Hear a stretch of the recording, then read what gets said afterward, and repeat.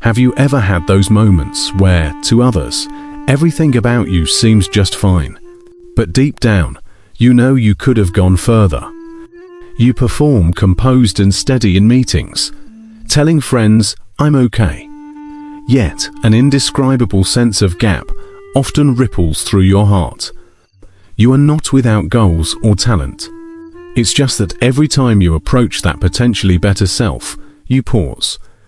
Others see you as calm, rational, and adept at weighing priorities.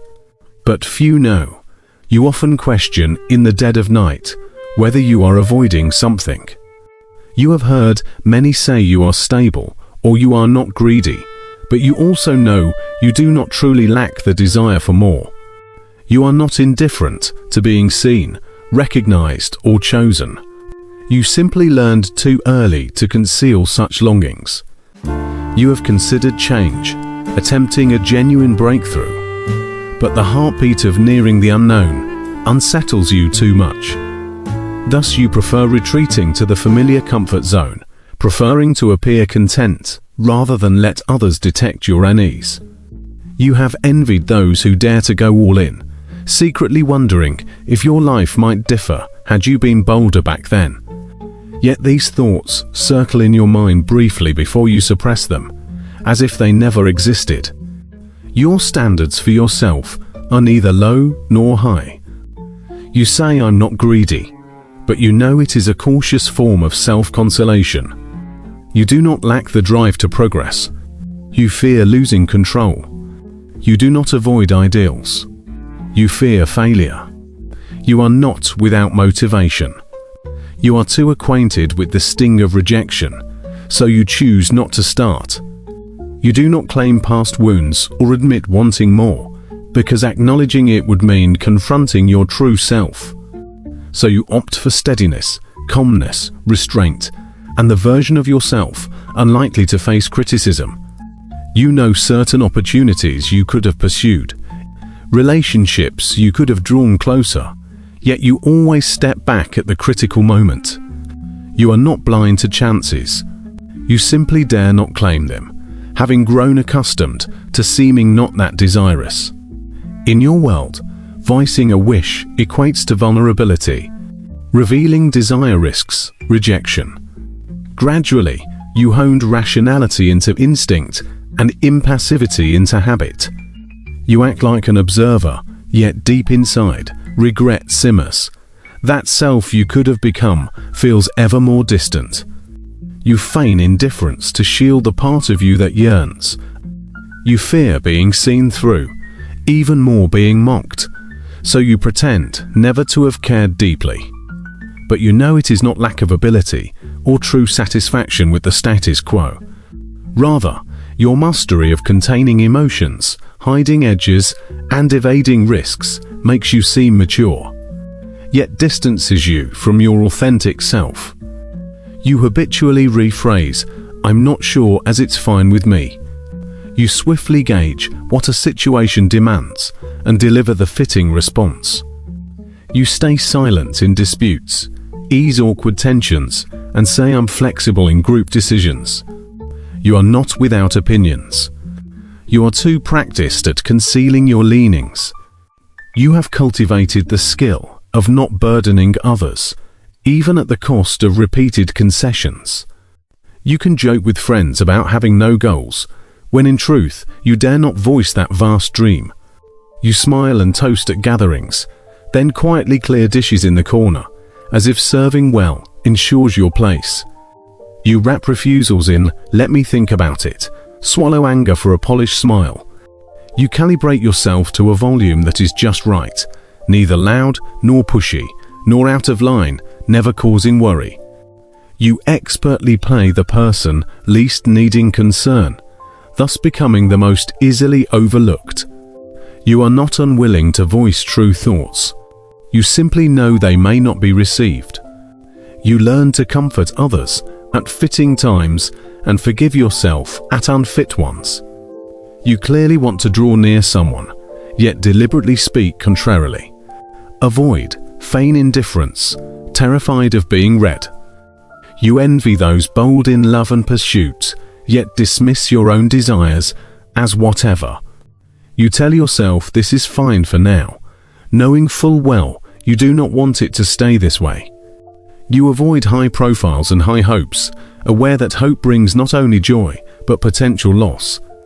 You repeatedly tuck yourself into positions comfortable for others, eventually forgetting your original intent. You became the easygoing, trouble-free, emotionally stable person in others' eyes. Yet no one knows your stability stems from constantly compressing emotions, from being forced to silence, retreat, yield time and again. You too crave expression and understanding, but fear that loosening would unleash a flood of pent-up feelings. You are not emotionless. You manage them so well that even you nearly believe you truly don't care. You begin habitually exiting early from anything requiring sticking it out, pretending mild interest.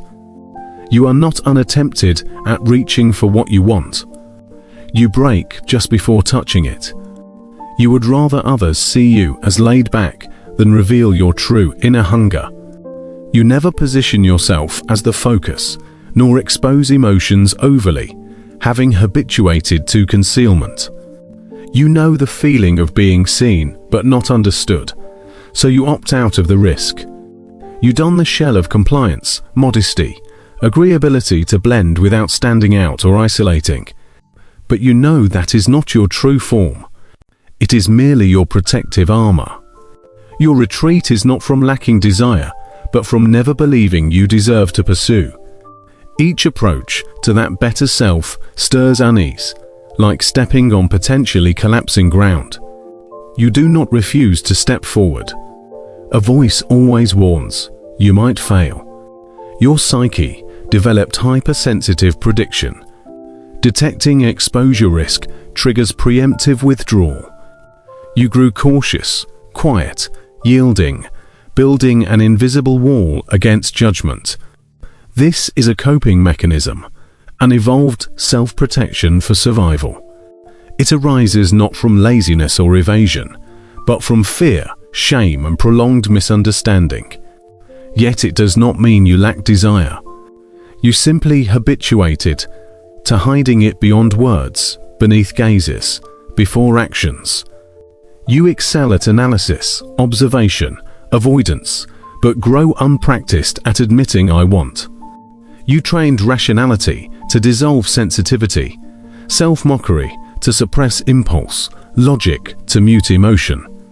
Thus you appear fine, but only you know how exerting it is to maintain that fine. You rarely allow true immersion, knowing it risks losing control. Control anchors all your coping. You believe, if I avoid emotional depths, I won't get hurt.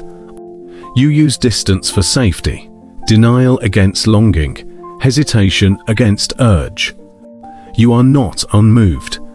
You are overly familiar with the aftermath of being moved. You know too well that hope leads to possible disappointment, closeness to possible rejection, authenticity to possible blows. These are not weakness. You are simply too skilled at self-protection, to the point of forgetting your true wants. You are not incapable or opportunity-less. You imposed an invisible limit from the start. You hold beliefs like don't stand out, don't be too emotional, don't be ostentatious as survival codes. They shielded you, and they confined you. Unknowingly, you made surviving your soul aim, forgetting living more like myself. But know this, these defenses are never flaws. They are skills you learned early to endure. You were not always this cautious. You once held expectations of the world, reached out to grasp something. You once voiced wishes, expressed true feelings, openly showed preferences. Then events occurred, teaching you gradually to retract. Those moments left no visible scars, but struck your softest parts. They first made you realize being seen is not always good. Thus you turned cautious, observe before acting, silence if unsure, cease initiating. You began speaking oppositely, saying I don't care or whatever, with a pang each time. You habituated to undervaluing yourself, fearing accusations of overreach or confirming incapacity. You learnt preemptive retreat, abandonment, wrapping vulnerability in calm. You ceased easy enthusiasm, fearing labels of naivety, innocence, over-competitiveness. You stopped voicing true thoughts, fearing rebuttal, negation, belittlement. You buried once deep, telling yourself later, if there's a chance. But you know you never truly spoke them again. You gathered courage repeatedly, only to withdraw at the last second. You are not unstruggled or unconsidering, maybe this time. But the familiarity of misunderstanding makes you self-negate before others can. You recall small instances, meaningless to others, yet etched in you. You remember the glance saying don't show off. The cold effort won't help anyway. You even recall an adult's can that put food on the table when you said you wanted to draw. You learn too young, don't take it too seriously. Less seriousness brings hurt. Too early you grasped. Excessive expectations give others chances to disappoint. Thus you protected with impassivity, evaded risk by feigning disinterest. You are not untried at boldness. You were forced into quietude. These learned protections let you survive and distanced you from the freer you. You began merely to protect yourself. Gradually, protection became rules for how you should exist. You told yourself, don't be obvious, persistent, serious. You told yourself, good enough, stability, safest. Too bright draws attention, too eager annoys. You ceased believing in impulse, dreams. Even what if became dangerous. You made not good enough your self-definition, it's okay your ultimate goal. You tuned your measure to just right, neither enviable nor pitiable. You mastered social nuances, speaking to context, swallowing pride to be savvy. You even denied past ambitions as youthful folly. You branded intense emotions, immature, prized endurance, and self-management as triumphs. You grew adept at control, seamlessly hiding any wanting more. You became humble, courteous, rational to excess, faultless. You feigned going with the flow, but ceased believing good falls to you. You traded it's okay for security, gaining persistent inattention. You seem calm, yet battle hidden anxiety. Showing too much once invites punishment. Often in quiet nights, you suddenly hollow out. You cannot recall your last all-out pursuit for a goal, nor when you last declared, I want this with head high. Life feels like a marathon of self-compression, perpetually lowering expectations, shrinking presence. Others call you mature, steady, insightful. You smile, I'm used to it. But you know it is disappointment-hardened, frugal survival. You neatened emotions, sealed desires tight, pressed presence into standardized social molds. You grow weary, not physically, but with heart tight, never relaxed strain. You clearly dislike continuing thus, yet wonder if other ways exist to live. You fear abandoning control leads to chaos. You slowly realize one thing. You are not useless. You mastered self-management too early. Reviewing past choices, they were not giving up but protecting. You dare not exert fully, knowing the pain of all-in failure. You dare not express, interrupted too often. Learning silence is safe. You begin understanding seemingly weak actions as highly evolved survival mechanisms. Your yielding uses full strength to avoid deeper pain. You grasp overly rational choices, hide much fear and heartbreak. You once craved intensity, only relentlessly suppressed it. You dreamed of wholeness, only feared the lonely, hard path. You say forget it, meaning I'm scared. You say no big deal, meaning I'm holding on. You say this is fine, meaning I've tried hard. You once saw these as evasion. Now you see temporary shelters you built.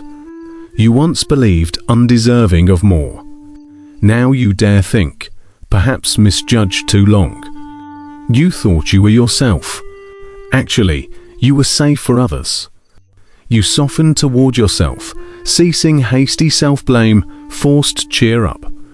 You permit thoughts like, I fear to, I hate to, I don't want to be so good anymore.